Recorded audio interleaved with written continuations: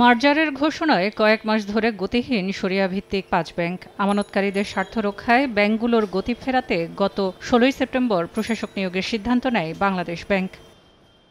সপ্তাহ গড়াতেই প্রশাসক হিসেবে চূড়ান্ত হয়েছেন কেন্দ্রীয় ব্যাংকের ৫ কর্মকর্তা। এর মধ্যে ৩ নির্বাহী পরিচালক শওকতুল আলম, বদিউল আলম দিদার ও সালাহউদ্দিন পাচ্ছেন এক্সিম, সোশ্যাল ইসলামী ও ফার্স্ট সিকিউরিটি ইসলামী ব্যাংকের দায়িত্ব। আর ২ পরিচালক আবুল হাশেম ও মকসুদুল আলম পাচ্ছেন ইউনিয়ন ও গ্লোবাল ইসলামী ব্যাংকের দায়িত্ব। কোনো গ্রুপ থেকে বা কোনো কর্নার থেকে যাতে কোনো প্রকার এর বিরুদ্ধে মামলা দায়ের না হয়, এই বিষয়টিকে চ্যালেঞ্জ করে।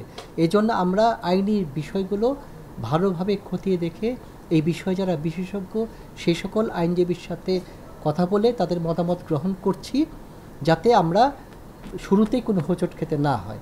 প্রশাসক নিয়োগে আইনি জটিলতা এড়াতে আগামী মাসের শুরুতেই প্রজ্ঞাপন জারি করবে বাংলাদেশ ব্যাংক।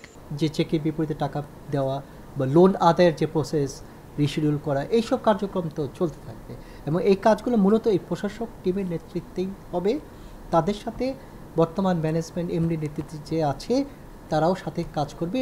তবে একসময় হয়তোবা এমডি আর যখন প্রশাসকই মূল দায়িত্বে চলে আসবে তখন আর এমডি তার দায়িত্বে কন্টিনিউ করবে না।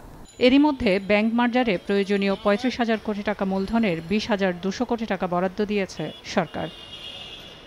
সেলিয়া সুলতানা, সময় সংবাদ, ঢাকা।